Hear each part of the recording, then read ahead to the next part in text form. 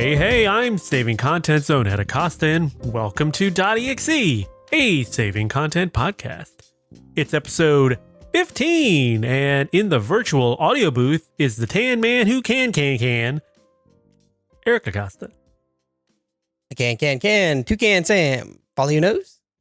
Yeah, I kind of read that wrong. I really wanted to say, is the tan man who can, Eric Acosta. See, that sounds a little better.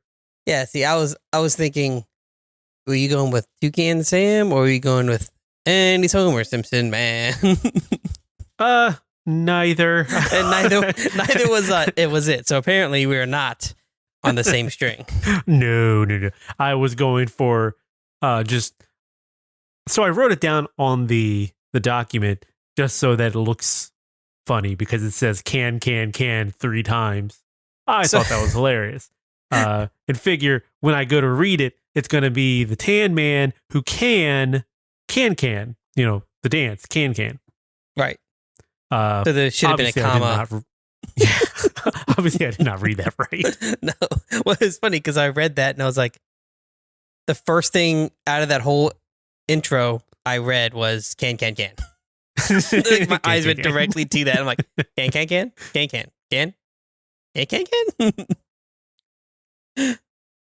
So it's been another week and we've done stuff.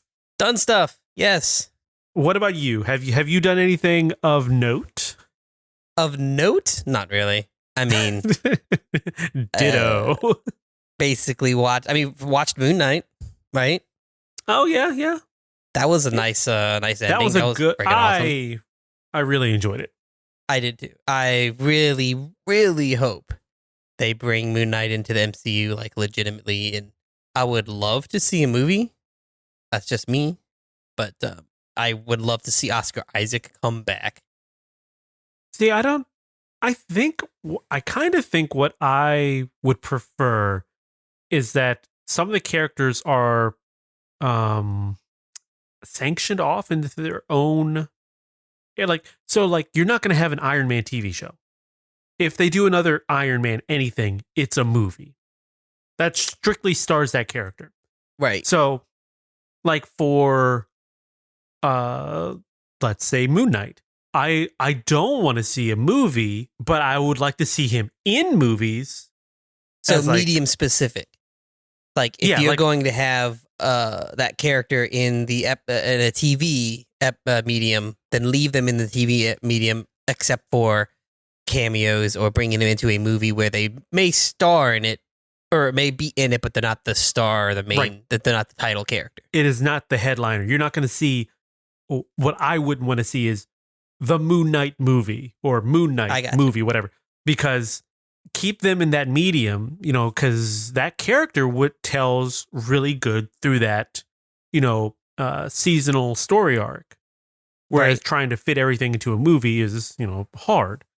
But same goes with any other character. Like, I wouldn't want to see a Thor TV series if it's Thor. You know, Thor stays to the movies because. What about Lady Thor? Well, maybe. But I'd like to see a Beta Ray Bill. That would be cool. Well, depending on if he's in the movie or not. It would be a good introduction to be onto like a TV show or something. But as for like Jane Foster Thor, I think I would like to see that as a TV series so that the Thor universe can continue without the movies. But I don't think it will happen because Natalie Portman is a bigger star than that. I could see her asking for way too much money for a TV. She thinks she's a bigger star than that. She believes herself to be above. Well, she might not. But I think her name... management or perception of her seems to be that she's a bigger star, which, I mean, okay, but she's you can make Robert Downey Jr. big.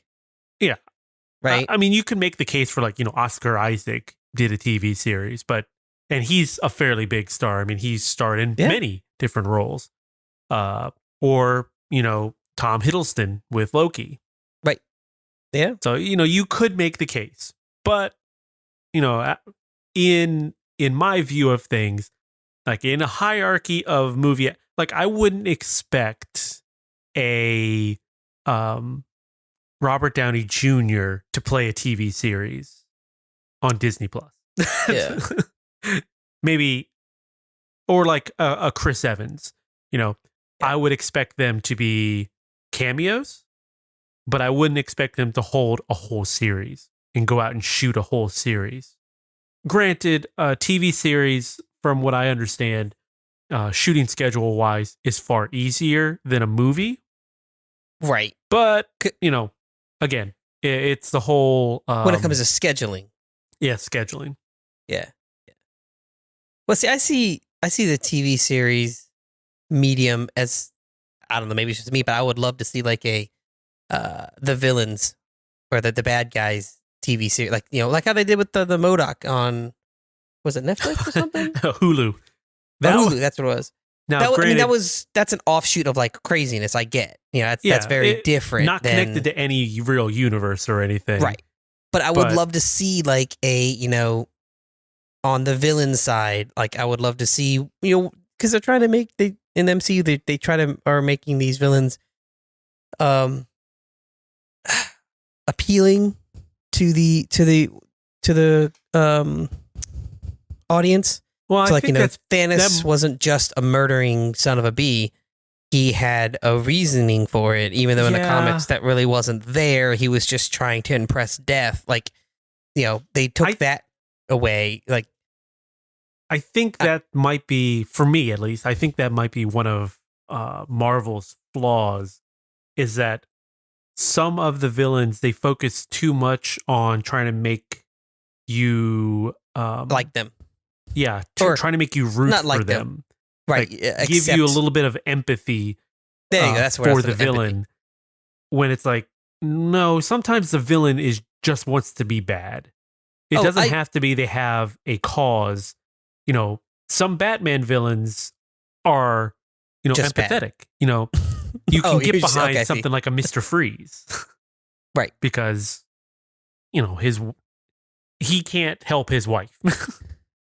Right. But then on the other side, it's like, now I'm not too familiar with the Penguin backstory or anything, but like a Cobblepot, he's just a bad guy. Or the Joker. You shouldn't have to have a story based around like rooting for him. So that whole Penguin miniseries that they're coming out with on like Warner Brothers, I don't know about. I'm on the same boat of like, yes, I'm not a fan of the,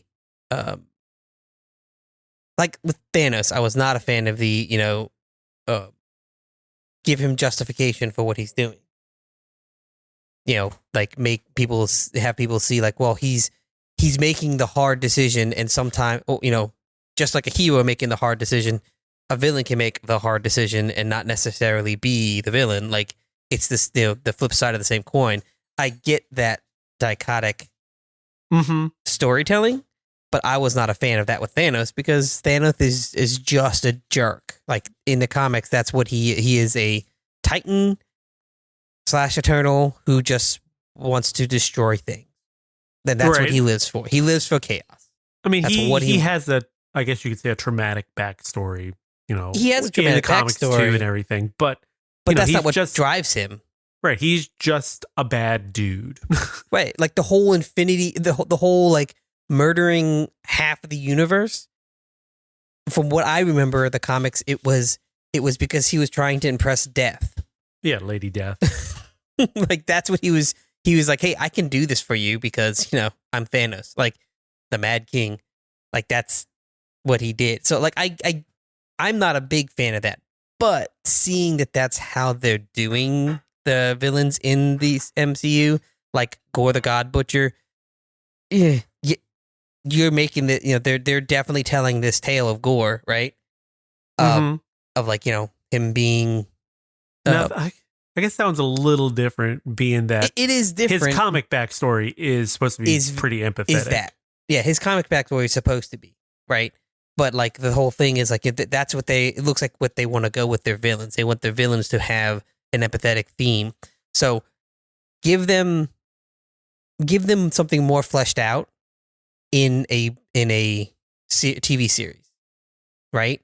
Sure. Because in a movie, you kind of already know the backstory of the superheroes, most of the superheroes, unless it's an origin story. But the villain, you don't typically get a good backstory unless it's in a origin story, because it's that like the nemesis villain that grows up, or is the first villain of the superhero. So like, if you want to truly build this character and make them empathetic to people empathetic to him, give him a TV show, right? Flesh them out. Give them, don't necessarily say, oh yeah, every villain was a good guy or a good gal at one point, but justification. Yeah, I mean they're gonna do an Agatha Harkness show, so yeah, and I'm excited, and that's one thing I'm kind of excited for that. I don't know, I would love to see kind of how they go about, like, do they just go like, hey, here's just the villain, here's the bad guy side of things. They're not necessarily redeemable or whatever. Just here's all the bad things that they've been doing, and how many times that they've won. That's another thing that I've always found funny is you don't see a whole lot of wins in the villain world. Well, ideally, you wouldn't see any, except for like a End War Infinity game. Right, but you would see they definitely have wins, right? So but they're just much, much smaller and minor, the little stepping stones until the hero can stop them. So there's wins. I just realized I spliced those two names together. Endgame and Infinity War. Oh, I was like, Agatha Harkness? No, that's right. I said Infinity Game and End War. I missed that. I completely missed that. Did you? After I said it, I'm like, wait, hold up.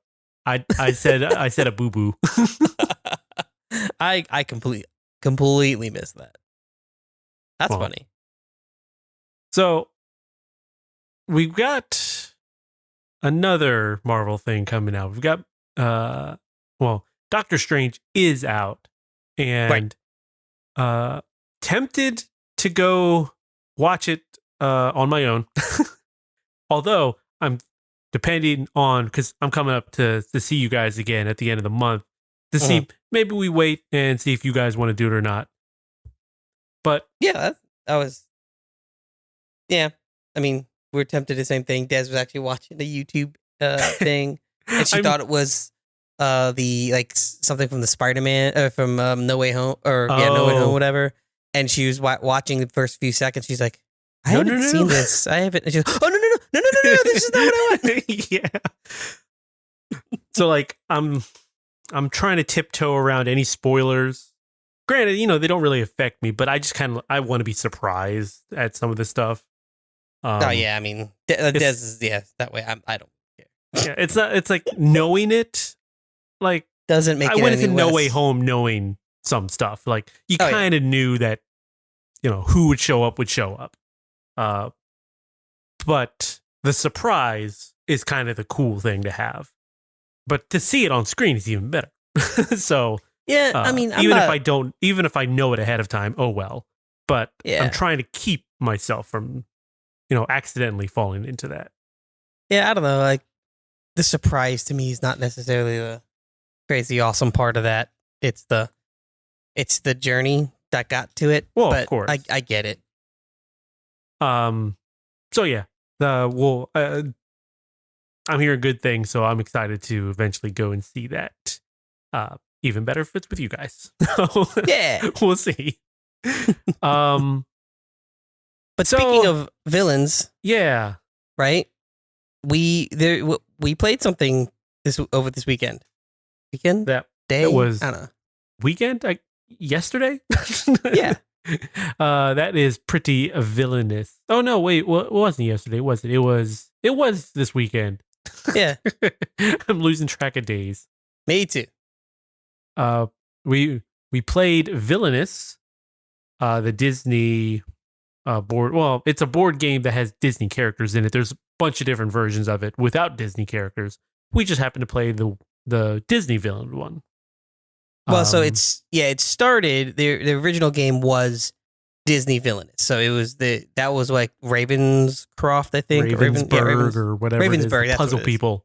Yeah, those guys. They made that game and it like blew up. And they have a bunch of different Disney villain versions, and then they have 2 Marvel villain versions. Mm-hmm. And we played the Disney version. Yeah. So now, granted, we also were playing the physical game.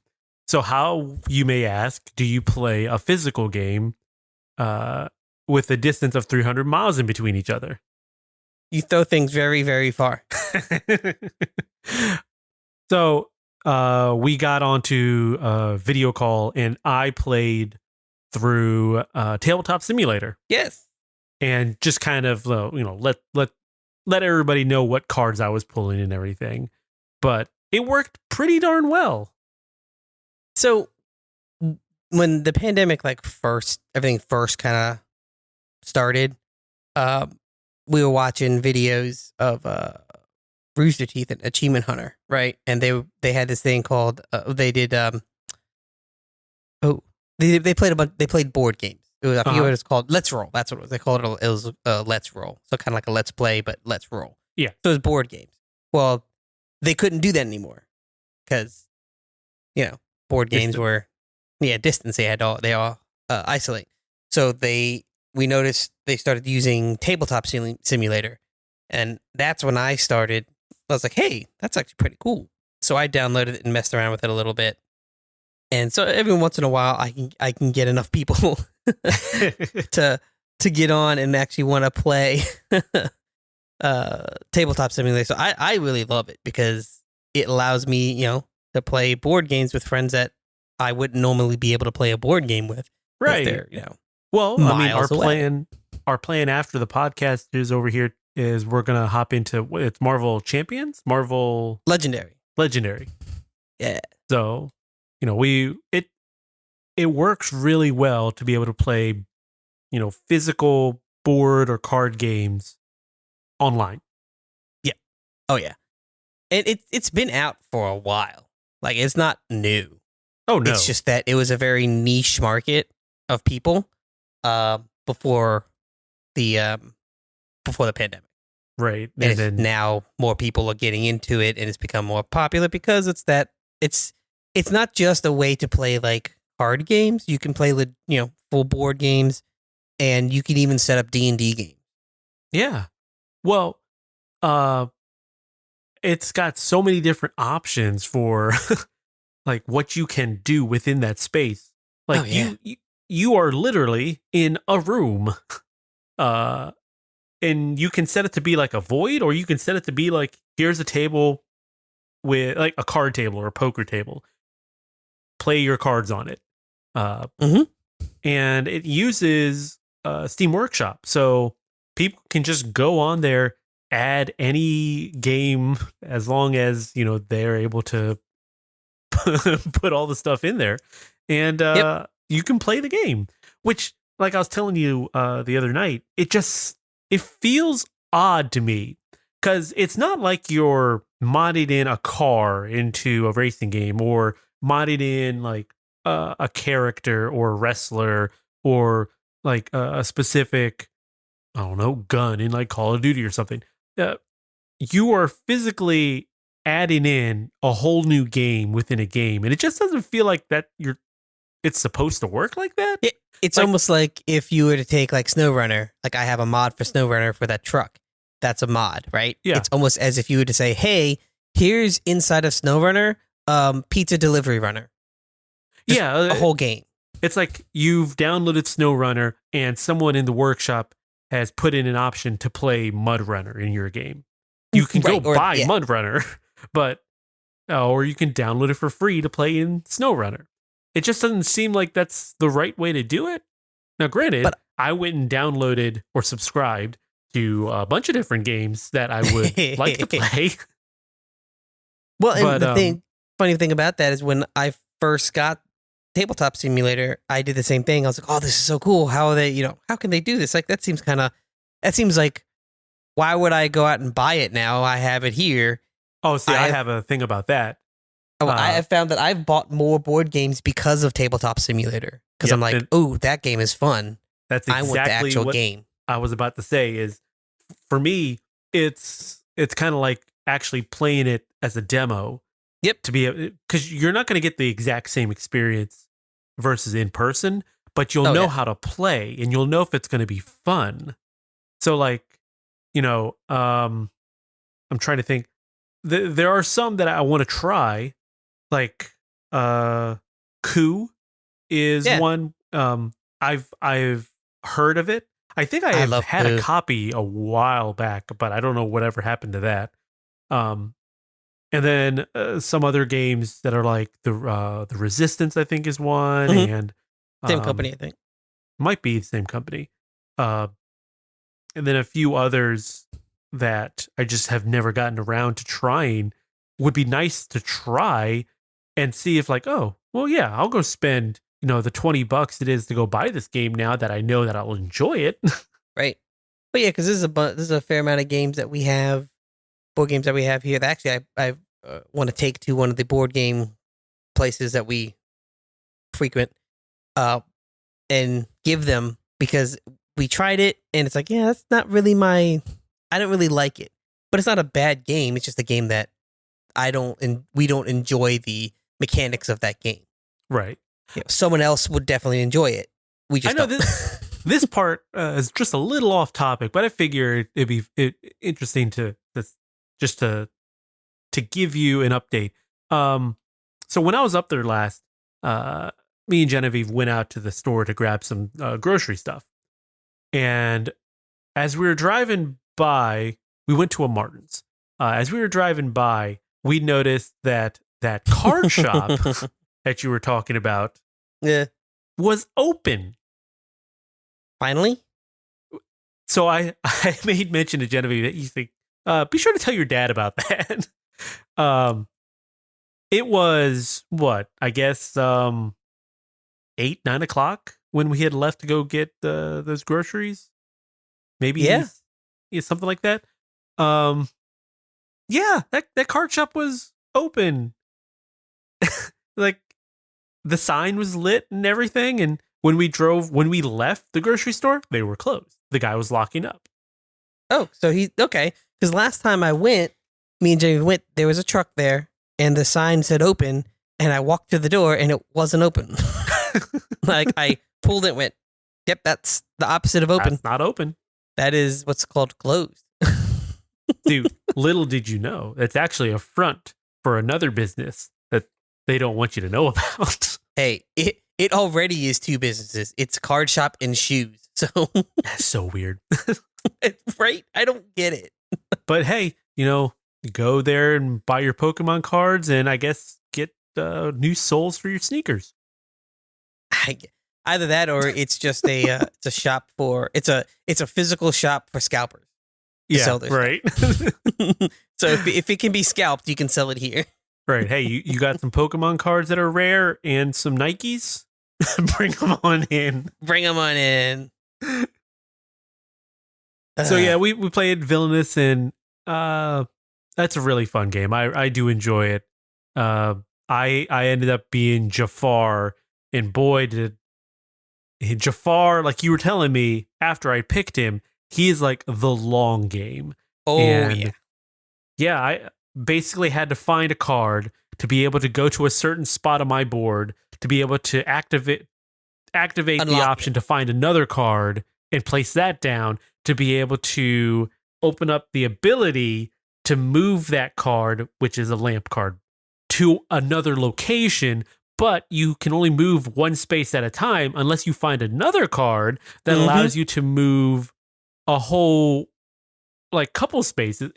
So it is a lot of setup to get to that point, to be able to get it to the point where you can actually win. It's the way that and I think, props to the game designers.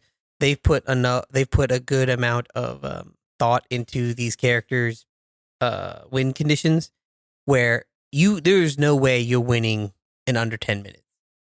Yeah, I feel like each character, there's nobody in there that can be done, relatively shortly. They all have to have some sort of little bit of setup. Like when we were playing the Marvel one, I was Taskmaster.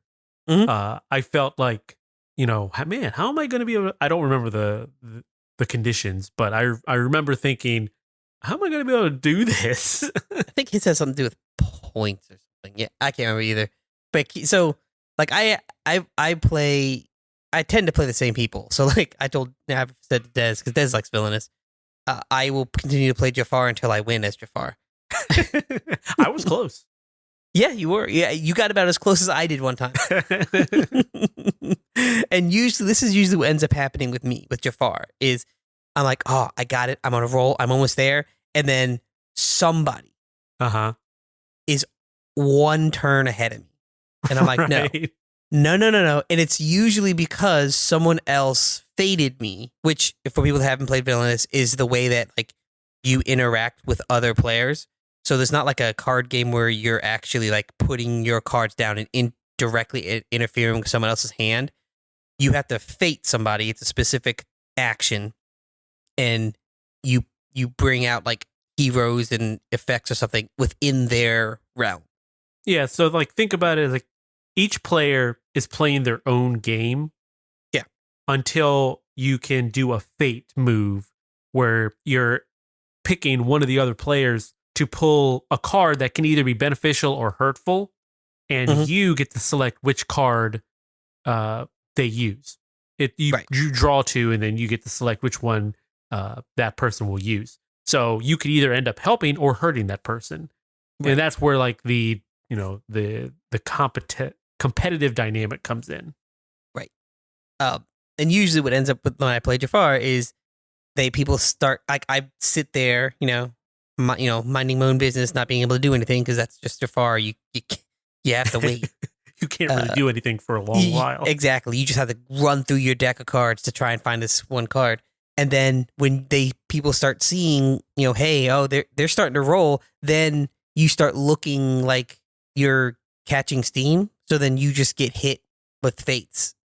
And that's what usually happens. I'll get hit with, like, one or two fates late game that really just halt my progress.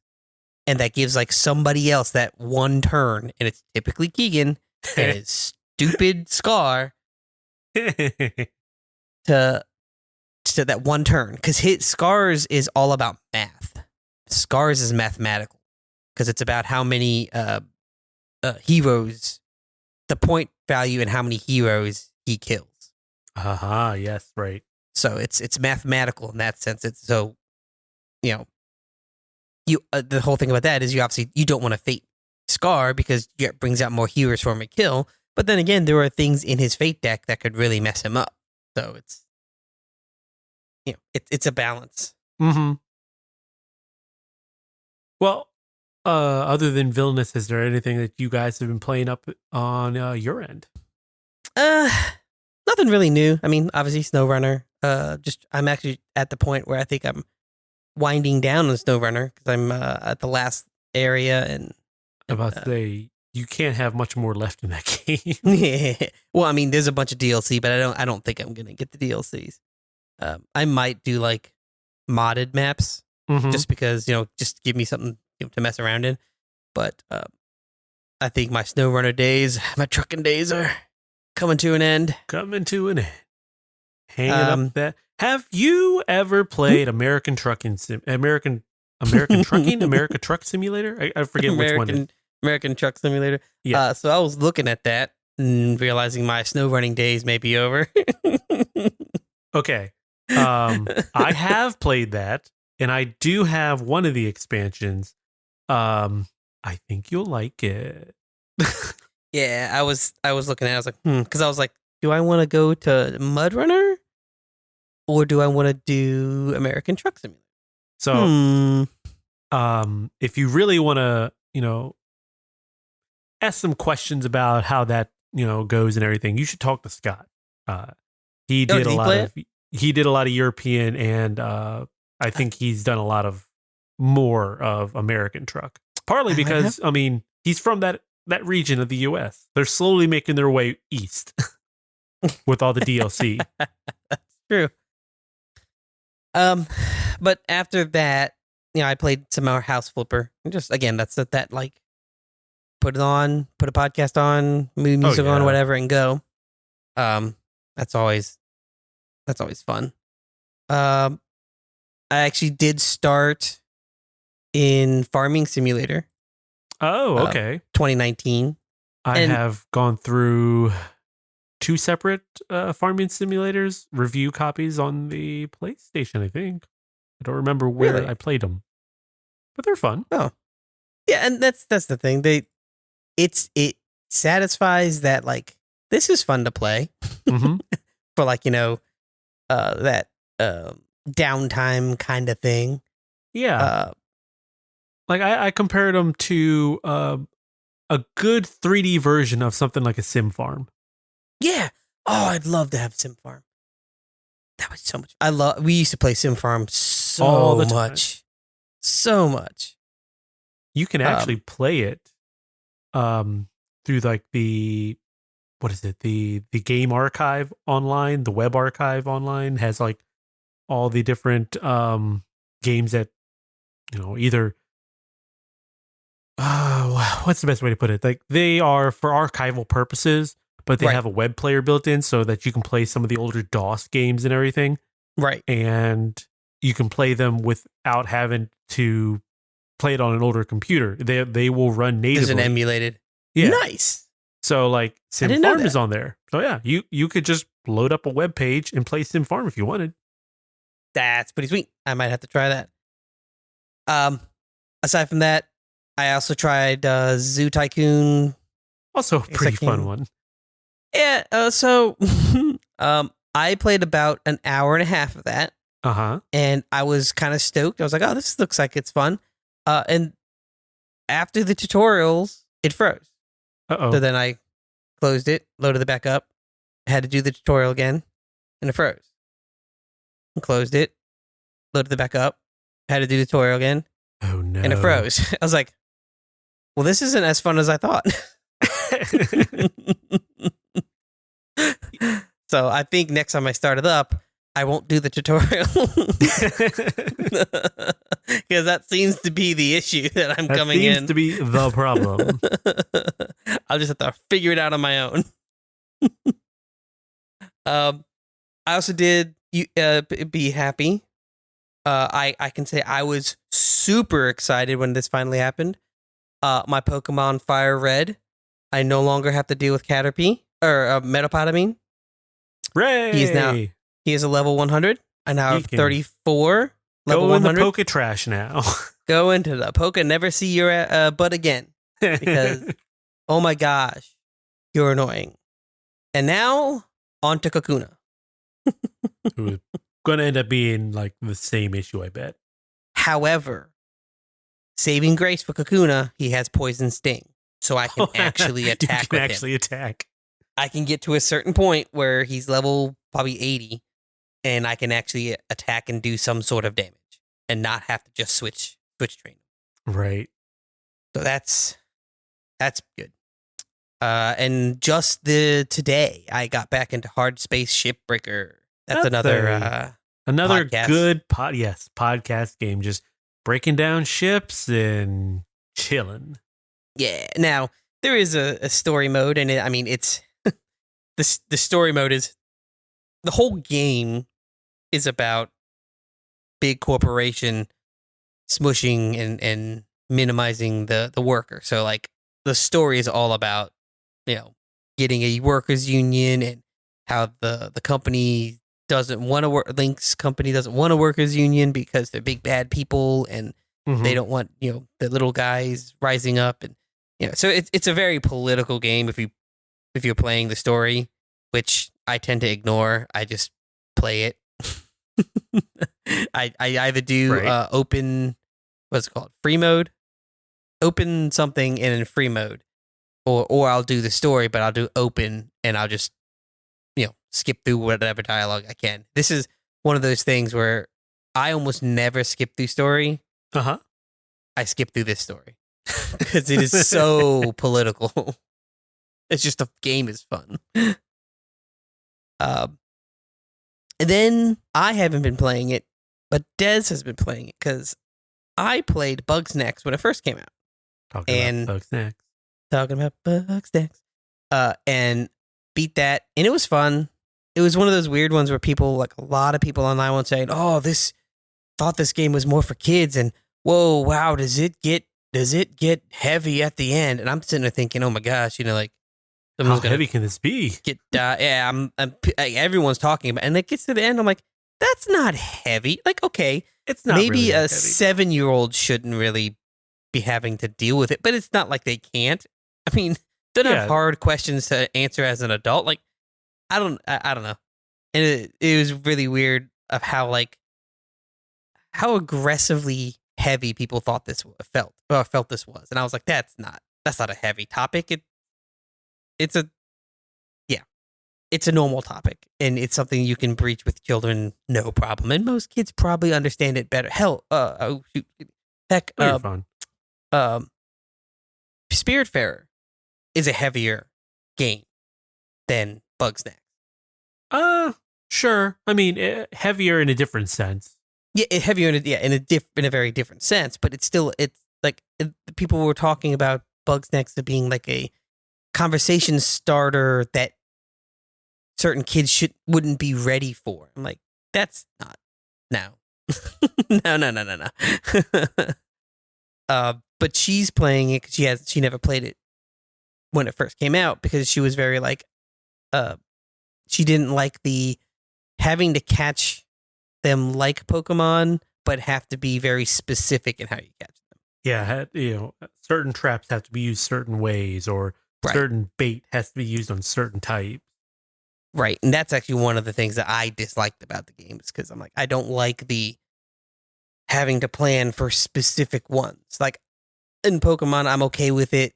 Like for okay, they only show up here, or they only show up here, or you need to use this stone to evolve them. That's fine. But like, I don't like they show up here at this time and they're on fire. So to get them not on fire, you have to bring them down from the mountain that they're on by luring them down and then into water, and then out of the water because you can't put, because it's too cold, because you're in a snowy biome. You have to bring them out of the water to then place your trap to catch them. Or the flying ones you've got to bring down, and then they're also like frozen, so you have to heat them up, but there's no like heat sources near you, so you have to actually have a Bugsnax that's on fire to hit it. It's too much sometimes. And I'm like, I go, I don't like it. It's too much for me to deal with right now. This was not fun or relaxing in any way. But she's been playing it, and she seems to be liking it. I do hear every once in a while from the room of like, that's stupid.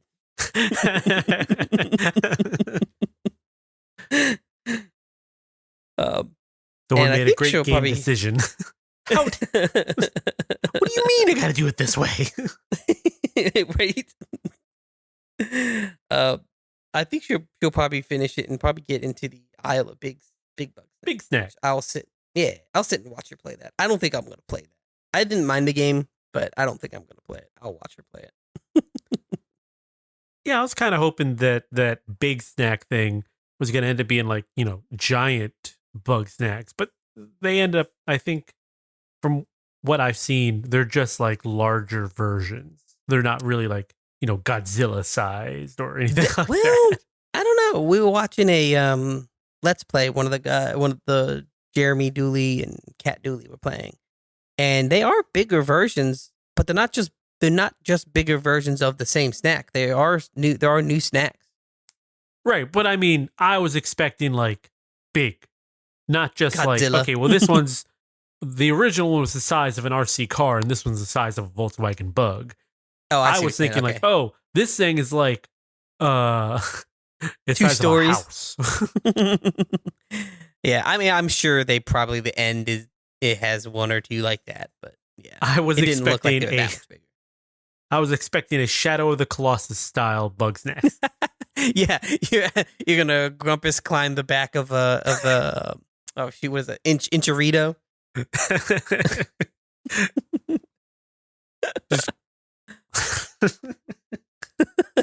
as it's inching its way along, you're like climbing, and you got to find its weak spot and stab it with your I don't know, what would you have? You have a strawberry and a ball? What would be the weapon? What would you have? I don't know. I guess it would be that tripcaster thing. Yeah, man. Now you wrap it around its neck and throw it onto the wall. Now they need to make Bugsnax where it's just it's just Shadow of the Colossus. Shadow of the Bugsnax. Bugsnax of the Colossus? Shadow of the Bugsnax. There you go.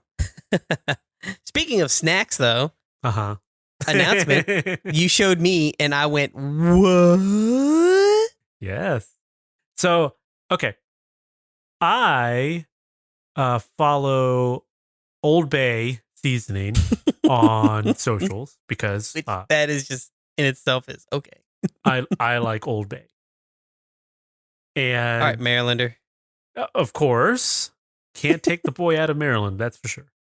You mean can't take the Maryland out of the boy? That's what I meant to say. Hey, I mixed up the Avengers thing earlier. So just if I mess up again, it's because I understand that it's backwards, right? Yeah, just understand it's backwards. So they had I think it was an Instagram post where, hey, if you go and sign up to our newsletter, we're revealing a snack in the next coming days, and be the first to, know. Typically, I don't sign up for newsletters. But I kind of wanted to know what this new snack was. It's Old Bay. What else? Old Bay. And I like Old Bay on things. Right. What could Old Bay be adding snack-wise? Right. So I get an email, and I popped it open, and it was a collaboration between Old Bay and Goldfish Crackers. And I was like, Goldfish is already my kryptonite. I could, this big, the big ones? I call them the chocolate milk carton. Yes. But like 15 times the size, those big ones. Yeah. I could eat a whole thing of those in a sitting if I wanted. If I wanted to, I have to stop myself because Maris likes them, so she gets mad at me when I eat them all.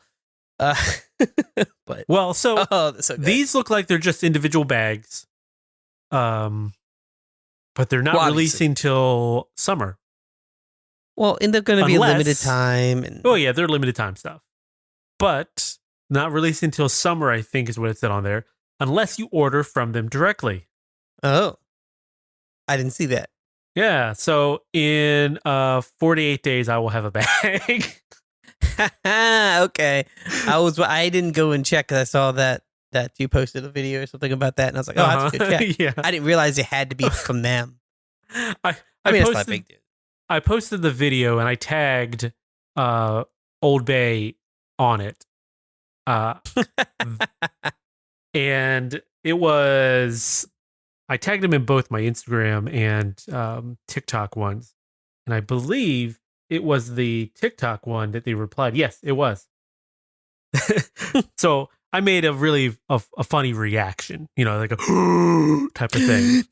Right. And they said, if this is your reaction now, we can't wait to see when you actually try them. And they did the laughing emoji. Nice. So now you're obligated. Now obviously I'm going to make a video of me eating them. But yes, I was like, oh, this is awesome. So like I said, I got some coming in. You can only order 2 sets, which each order is 2 bags. Right, they come in a pack of 2, right? Yeah. So they'll be here before I head up. So guess who's bringing a bag with him when he comes up? I mean, I may already have some, just saying.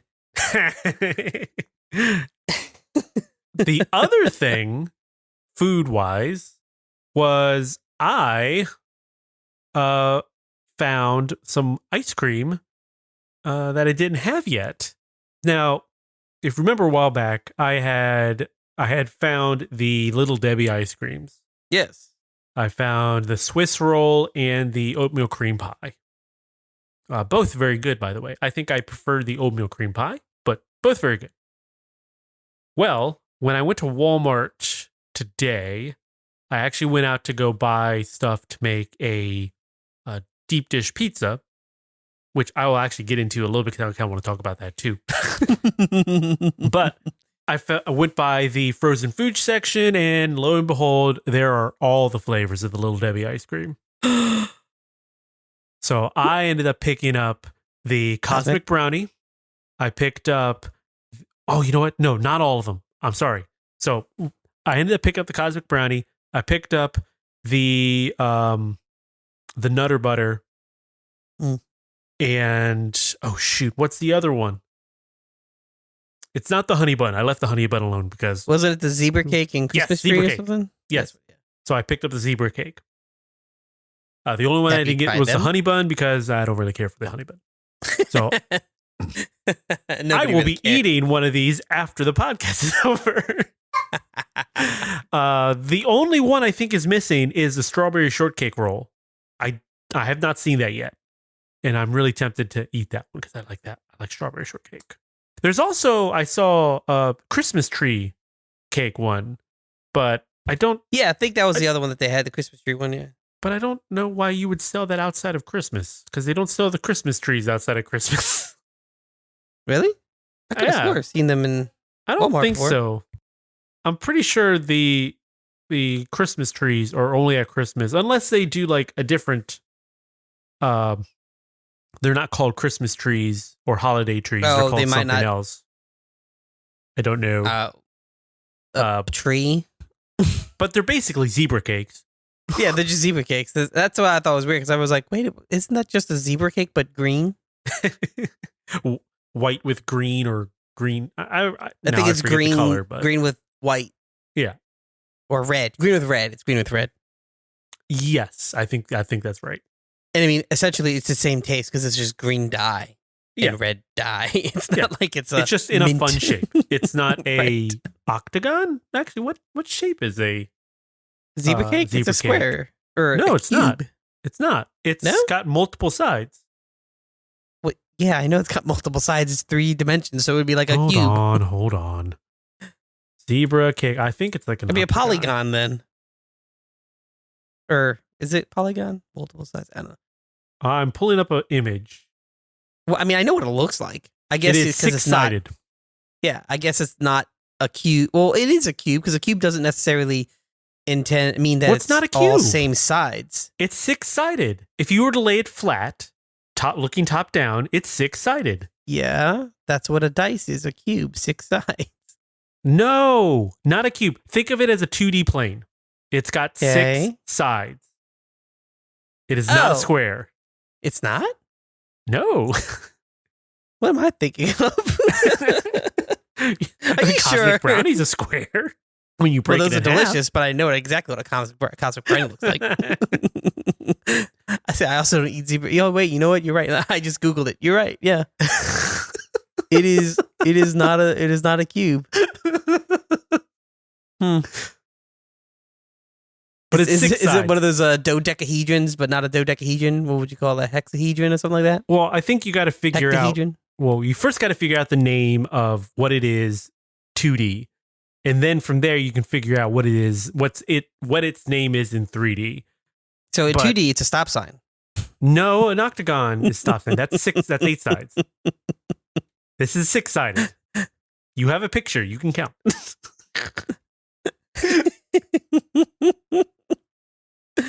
What is it? Is it? Well, sept would be 6. Well, sept is 7, so hexa. Yeah, hexagon is a 6 sides. No, hexagon's 5. Or no, that's pentagon. That's pentagon. No, what am I pentagon. Thinking? Hex. Yeah, it's hex. We've lived so close to a pentagon. I drove by it the other day. You can't remember that? Oh yeah, hexagon. Can be defined as a closed 2-dimensional polygon with 6 sides, has 6 vertices and 6 angles also. Okay, so now that you're on Google, what is a 3D version of a hexagon? 3D version of hexagon. hexagonal prism. But see, that's not even correct either. No, that's not what we're thinking of. Because that is a cube, or is more of like a the dice. Hexagonal prism, the dice. Well, anyway, I got those, and I'm going to eat one of them. I think I'm going to eat the cosmic brownie when the show is done. Right. And I will let you know. I want to know what the cosmic brownie. I'm excited for that. So the other thing that I was alluding to was I went out to get stuff to make a deep dish pizza. So I went out and got me a 13-inch skillet, a large skillet, and I'm going to make a deep dish pizza in that. But I'm going to make it a deep dish stuffed crust. But I'm going to make it a stuffed crust with bacon on the inside. And bacon. The toppings for this one are going to be, the leftover mozzarella from the stuffed crust. And usually I would use mozzarella sticks or, string cheese. Right. But I figured I'm going to try actual mozzarella this time, low moisture mozzarella, and just cut it into sticks and see if that does any better. Typically, when you make a stuffed crust pizza, you use the string cheese, and the moisture from the steam in the string cheese creates this nice little like cavity. Now, the stuff that you buy at the store is just going to melt, and you're just going to have this nice little flat thing in your crust. Right. Versus something like a Pizza Hut or Little Caesars or a Papa John's, where they have specially formulated mozzarella that will actually kind of hold its shape and be melty inside. So you get that whole crust of cheese. I think I'm going to try to avoid that with maybe popping some air holes to let the steam escape and see if maybe, just maybe, that'll keep it so that it's not just this giant pocket of air and a little tiny piece of stuffed crust on the bottom. But I'm going to top it with the mozzarella, just some, what did I get? I think I got just a Fiesta blend. So like, cheddar and whatever the white one is. I'm drawing a blank on pepper jack or something. And I'm going to put some chorizo on it. Ooh. And I'm going to put the leftover bacon on it. And I had something else, but mushrooms. I'm going to put mushrooms on there. So I think it's going to be a pretty good one. Yeah. Now, I talk about food to lead into my actual game that I played this week. One of them, which was a bakery simulator. Yeah, I saw that on the list, and I'm like, you've piqued my interest. Yes. So I was playing, I don't know, probably about an hour or 2 hours of bakery simulator. And you are running a bakery. Bakery.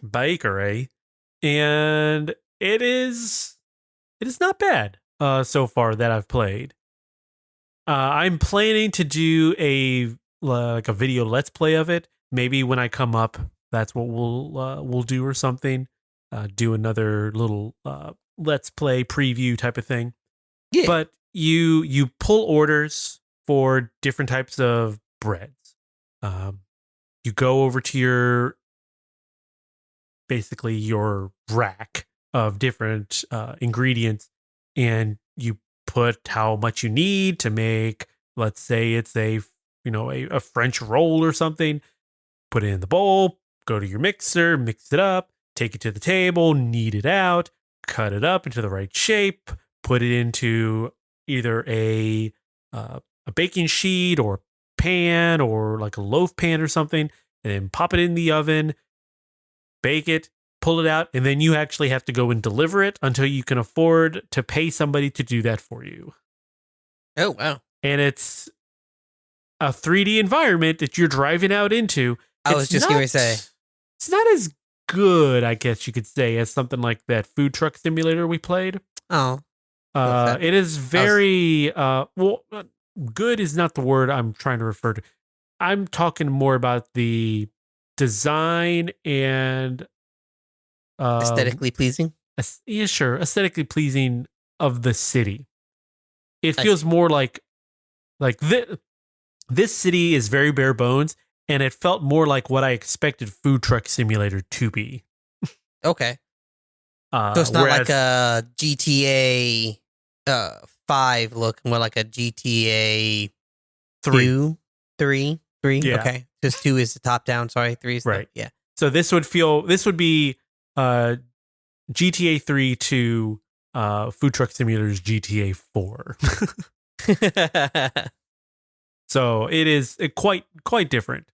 But the game itself, is just like any other simulator. It is a nice way to pass the time. It's pretty fun.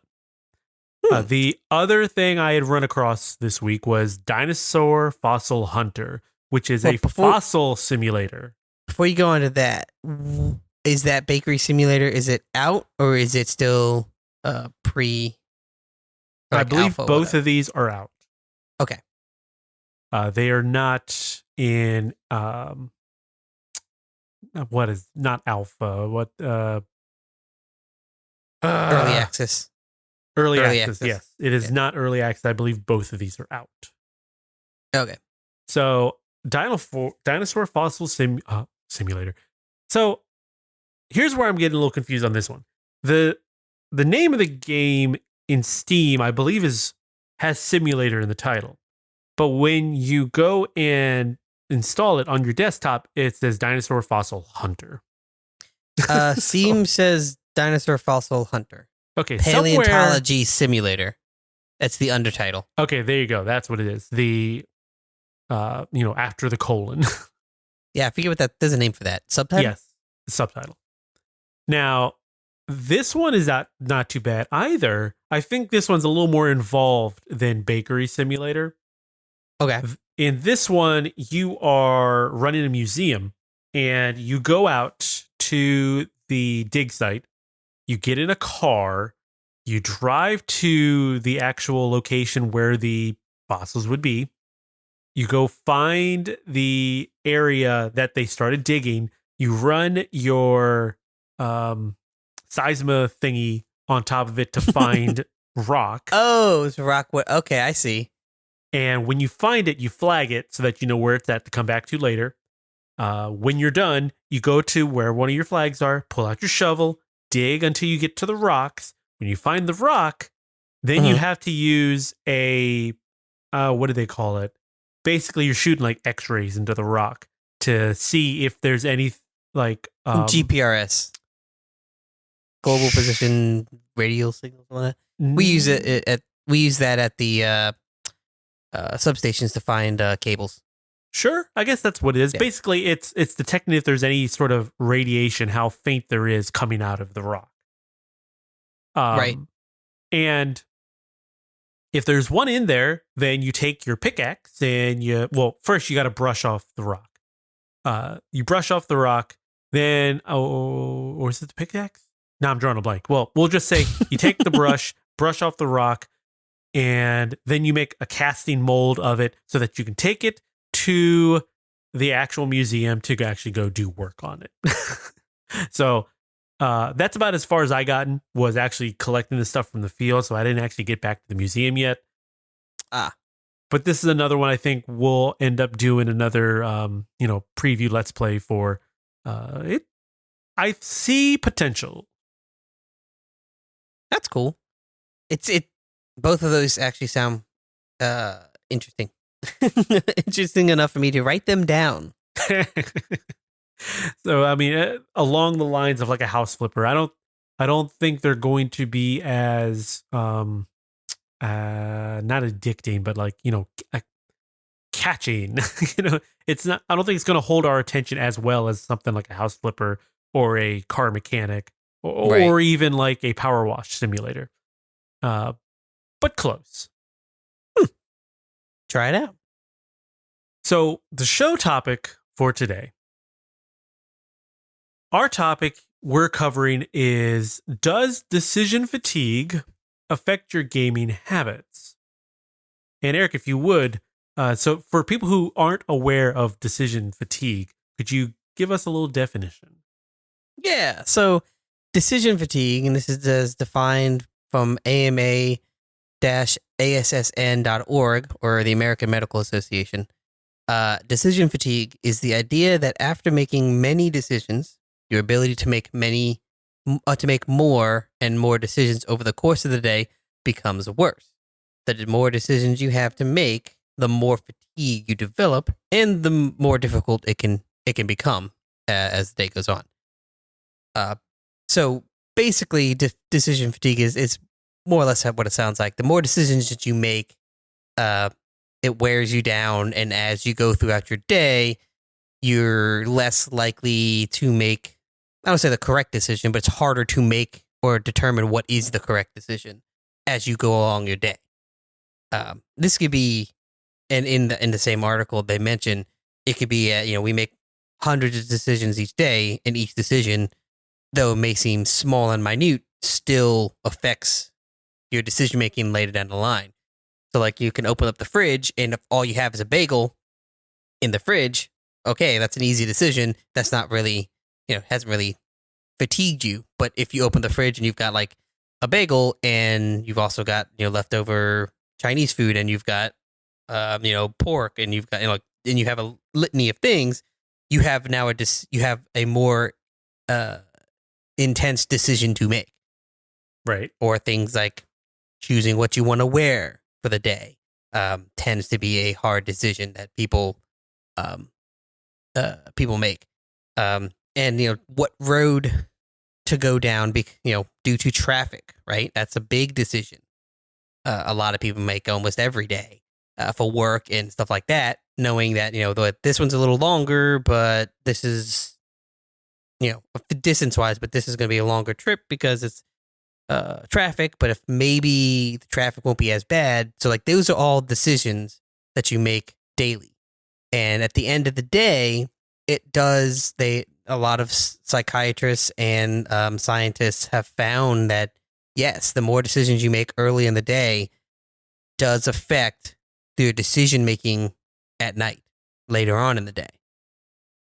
So the question we have is, does the decision fatigue affect your gaming habits, or vice versa? Because you play a lot of open world games where there's multiple different stories, does that affect your decision making outside of gaming? I don't know. So like, I don't think it does for me. Like, I could sit there and play, let's say, Grand Theft Auto, where you've got a ton of different side activities you could do, or you can play through the main story, or you're making a decision on like, well, which outfit do I wear? Which gun do I take into this battle? Which car am I driving? I think for me, because I'm not too familiar with decision fatigue, but I think I kind of silo it in whatever I'm doing. So like I could see myself getting decision fatigue in GTA within the game, but then the moment I'm out of the game, if I need to go choose between Cheerios or Cinnamon Toast Crunch, I'm gonna go pick the one that I want. It's not gonna be like, oh, this is such a hard decision now because I've made all these other decisions. I'm sure there is some of that if it goes the other way. Like if I were started in the morning and I had to go, meeting after meeting, giving opinions on things, giving my thoughts on this or that, making decisions on different products or projects. Then I come home, I'm exhausted. Maybe I don't play a game like GTA because I know that I'm going to end up having a lot of decisions I'm going to need to make. so then that, like a simulator, like, a power wash or something, what we would consider a good podcast game because you can just kind of relax and do. Yep. So that's actually the exact kind of thought process I had of that, is that within the game, if I'm, let's say it's a weekend, right? I started playing the game. I'm playing the game. I'm making a decision. We'll say like Detroit, right? Oh, sure. Lots of decisions. Multiple decisions. That's all the game is. Yeah, basically. And you can make the wrong one. Right. So there's stress on top of it. Right. There's a stress to not just the decision, but the decision and a wrong decision. Or a decision that has an outcome you did not intend it to have. Sure. Right? So yeah, if I were to play that, I make the decision and then I come out of it. I found that I didn't fully play Detroit because this was actually at a time where I was at a different job working for a nuke plant, and there was a lot more red tape decisions that I had to make.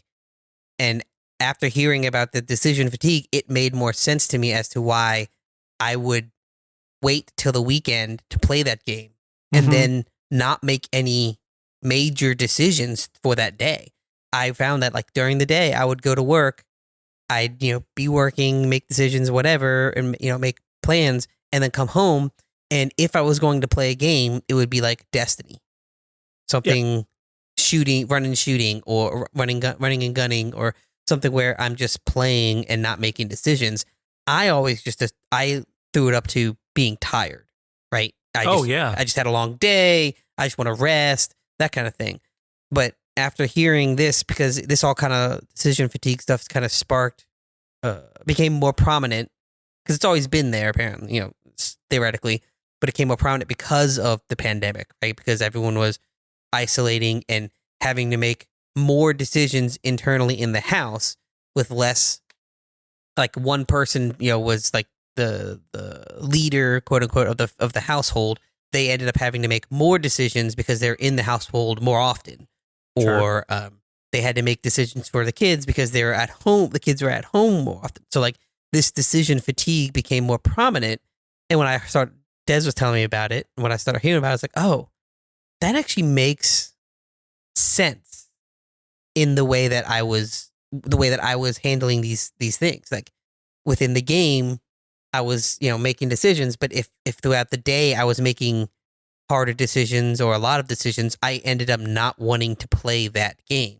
Not because I was tired, physically tired, but I was what was called, emotionally drained, but it wasn't really emotionally drained, more as I was just tired of making a decision. I didn't want to do decisions. I didn't want to make a, quote unquote life or death decision within my robot game. Yeah. You just want to be able to get in there, pass the time with something that is almost to the point of automation. Right. Mechanical, automate. Yeah. Like the Satisfactory was a game that I've been looking at that looks very much like, hey, it's just automation. I'm going to say if you're not Satisfactory, Factoria, not Satisfactory. Okay. If you think you're going to have an issue with decision fatigue, don't go that route. Because Satisfactory and Factorio, they are all about decisions. Oh, is it a branching tree kind of thing? Yeah, well, it's you're designing a factory, so you're trying to make your thing run as efficiently as possible by way of how you've designed different hoppers and things and automated systems from talking to one another. So it is more like what do you call that? Not a spreadsheet, but what do you call that graph where you're basically doing, well, this one goes into this, and then when this does this, it goes into here, but then this, when that's done it goes a flowchart. Yes, thank you. Why did I not remember flowchart? It is basically designing a 3D flowchart. Oh, okay. So Factorio engineer I think Factorio is the top-down version, where kind of like if you were playing like SimCity or something. And Satisfactory is a 3D walk-around type, kind of like, let's say, Astroneer. So yeah, then that would not be the relief of decision fatigue. Right. So again, like those simulator ones are very much like that. Take the bakery simulator. You can get a bunch of different jobs to do. Well, I don't really need to do one that pays a lot of money. Let me just do this one here because I like doing brioche buns versus, whatever else. It's that, like, I noticed that those simulator games tend to be very much like, yes, you're working. It is a work element, right? Like you're working. Most of them are a job of some sort, but it's not necessarily the job where you're making the decision. It's like, here's this order, make this order. Yeah, do these steps. You are going automated. You're like, right. I'm on autopilot. Right. I don't have to make a decision. I just need to clean this house. Right. It just needs to not be dirty. Like I said, I see it, I do it. You tell me what to do, I do it. Yeah. So yeah, I could see how that would affect your game. Like if I had a hard day, I don't think I would go and like if I were playing like an Assassin's Creed, I don't think I would go and try to do a bunch of side stuff. I think I would just follow the story for a while. That way I can just, relax, have the story tell me what I need to do and go do it. I don't have to go and select or be like, okay, I need to go find this. I need to go do that. Just tells me, go kill this guy. I go kill the guy. Right. But see, I also noticed, and maybe this is just, from realizing it, because it's now brought up in your mind, like how you say, like, you get a new car and you're like, well, I haven't seen this car on the road until I bought it. And now I see it all over the place, that kind of thing. Because it's like, it's in your mind now. Oh, yeah. I know of this phenomena. Yeah, phenomena. But yeah, that's like, I've noticed that I'm less likely to, like, if I play like in a game like Assassin's Creed or GTA in a sense, a game where there is a branching story and I need to make hard decisions, or harder decisions where like I'm going to lose something if I make one decision over the other, right? Not just like, this is the story path, but right. Like a decision where I will not get an item or a person or whatever. If I play a game like that in the morning, I am less likely to end up either playing another game like it or making heavier decisions at the end of the day. I've noticed that when I do that and I don't play like all day, I'll go outside and like play basketball or do something physical or I'll build a model. Mm-hmm. Something that doesn't involve me making decisions, intense decisions. So like, I've just kind of like thought back behind it. I'm like, oh, that is what's happening. Is I've used my decision making in the game, and I've tapped out. I only had 30 decisions 30 big decisions that I could make, and I used 25 of them. Well, so like I was saying earlier, like I don't know if it works in that direction for me. Like, making big decisions outside of gaming, mm-hmm. When I come to gaming, then I don't want to. It's isolated. But yeah, the other way around, like if I spent all morning playing a game that is heavy on decisions or heavy on options, heavy on, let's say I was playing Detroit all morning. Or like one of those Quantic Dream games. Right. I would still be fine coming, later on, someone asks, hey, do you want to go out and do this or this or this?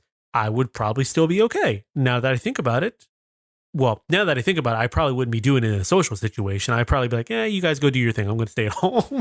Regardless of how much I spent making decisions in the morning. Making decisions in the morning. It's still rather, I'm good. But I think it would be like that for me. So I guess a good question here would be, what do you think would resolve that? Let's say you do make a lot of those decisions in the morning and you do want to play a game in the afternoon and you know that you want to play something heavy, but you just aren't physically or mentally capable. I think I have a solution, but I want to hear what you think. See, I don't really know, because that's one of those, like, the best way of currently what's stated, the best way to counteract decision fatigue is to make less decisions. Like that is right. That is the medical suggestion. You make less decisions, automate more of your life, which is funny because that's the exact opposite of what we've been told for how many years is not everything needs to be automated. Right. Well, so and I guess my solution kind of falls a little bit in that regard too. So like if you're playing a game that has a lot of decisions, play a game co-op. If it has the option to do so. Now you're splitting those decisions between two people. That's true. Yeah. So you're giving that the option to have 50% of that decision making made by somebody else. That's a valid point. Or like I notice I've been ending up playing more games in either easy mode or in story mode.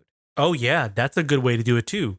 That way you don't run the risk of, let's say penalties, Yeah, penalties. So even if you make a bad decision, it's a decision that you don't have to think about. Right. And I've noticed that I've been making, and this could just be coincidental, but I mean, getting into, more adult jobs, right? As a kid, I worked at like retail. So like there wasn't a whole lot of decision making being made there, but I also played a lot more heavier, harder rated games. Like I would play them on harder modes. Whereas as I'm getting older, I'm noticing, I'm in more of an adult job where I'm making more decisions. I'm, responsible for more things. Mm-hmm. That ends up being I'm playing games with less decision making or as an easier difficulty or just story kind of thing. So I made a very exhaustive adult decision today. So while I was out at Walmart to buy those ice creams or not? Well, no, that was simple. I knew which ones I was going to buy. No, so I went and I needed to get some more mouthwash. Right. And I get to the mouthwash section, and I'm thinking before I get there, well, I'm just going to get the standard Listerine, maybe just the Walmart brand because it's cheaper. And then I get in the aisle, and now I'm sitting there for about 10, 15 minutes. I'm like, well, this one will do this stuff, and this one will do that stuff. Well, whitening would be great, but, they're getting rid of the gingivitis and the plaque. That would be also good. But here's the store brand. It's cheaper. Am I going to get more bang for my buck? So now I'm tossing min-maxing into my decision-making, and it is decision fatigue. So I just ended up grabbing one. So I think that was my adult decision for today. What mouthwash to get? That's, I mean, yeah. I don't think I've ever, you know what? I have had that with like toothpaste, not mouthwash. Like mouthwash, that's like, it doesn't have to be Listerine, doesn't have to be like name brand, but. Oh yeah, no. It's one thing. But toothpaste, I've done that where I'm like looking at it going like, okay, I want my teeth to be white, so I should get whitening. But I also want to get rid of, plaque. I don't like plaque. Yeah. Plaque's not good. I don't want to have cavities. I don't want to have cavities. I have I have soft teeth, so I probably should get the cavity one. Oh, there's a cavity and whitening. But wait, what about a cavity, whitening, and plaque reducing? Oh, wait, there's also enamel building? Yeah. So I saw one today for the mouthwash where it was enamel hardening. Hardening. Not protection, not like producing, but hardening. You are basically rebuilding the already existing. And it's like, what's the difference? Just how about you give me an all-in-one, or give me one that does that really good? But that's one of those things where I've always found it funny. It's like, why have all of these separate individual things? Like if this was a video or a software, this would be, people would be like, why are you building 4 different versions that are running independently? You should just stack version 1. Oh, we've also added this. That's version 2, not 2 different types. Yeah. Unless the chemicals have a weird reaction with one another. Well, why not just do an all-in-one that will do it? Right. But again, science. Well, I mean, we know why. Who knows? Well, yes, not science in that regard. That's capitalism in that. Yeah, that's the reason for that. Because they can charge more. Because they can charge more and have you buy 2 different products. Right. But yeah, that's a valid point. That is a decision. I mean, I do know you go into the grocery store and like decision fatigue everywhere in a grocery store. Yeah, all over the place. You're walking down the aisle and you're like, what? The obvious question is, what do we need at the house? And the next one is, what do we want for dinner? Well, if you what do we want for dinner the next? Yeah, exactly. So it's like just making that decision. And then on top of that, once you've made the decision on what you need or what you want to have for dinner, then you've got to decide, what do you want to put in the dinner? Like, and I want chicken. All that is said and done, then you got to go home and the one last decision: do I make it now or do I order something? Yeah. Well, it usually ends up being I make it now because a family of 5 is cheaper to make food than it is to order. Yes. But yeah, that is the key decision. Like, we bought it. Do I feel like making it now? Well, I'm going to make the hard decision and go ahead and end today's podcast. Wham! Slam it down like a thwomp. So, I want to thank everybody for joining us today.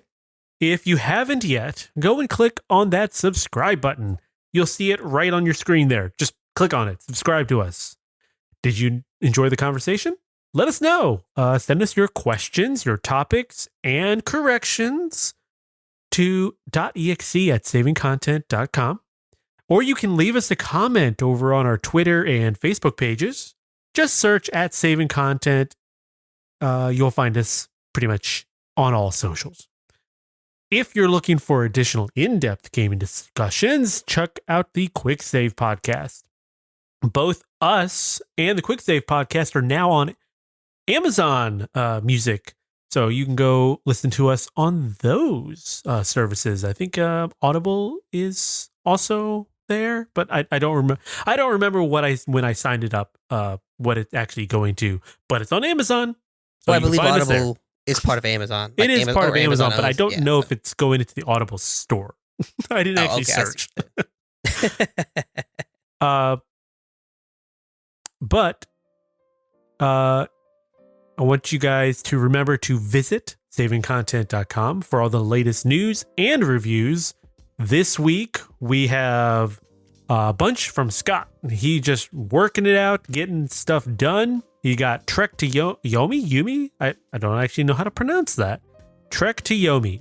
He's got a review for that one out there. He's got Rush Rally Origins review as well. The Rocat Burst Pro Air. It's a mouse. I think it's a light up mouse. I reviewed Rogue Legacy 2 and gave that a rousing review. So go and read that if you want to know a little more about Rogue Legacy. And Scott also did a preview of Warside Challenges, the early access for that game. So if you guys want to learn a little more about that, go check it out on our YouTube. Speaking of, Saving Content is on YouTube, and our podcast gets posted up there along with a lot of other video previews, reviews, and trailers, plus different original content that we've done in the past. Finally, I would like you to leave us a rating and review. You can do it right in your podcast app, and tell your friends about .exe. It'll help us grow, and we would really appreciate it. So thank you for listening today, and remember, kindness costs us nothing, but it means everything. Good night. Good night.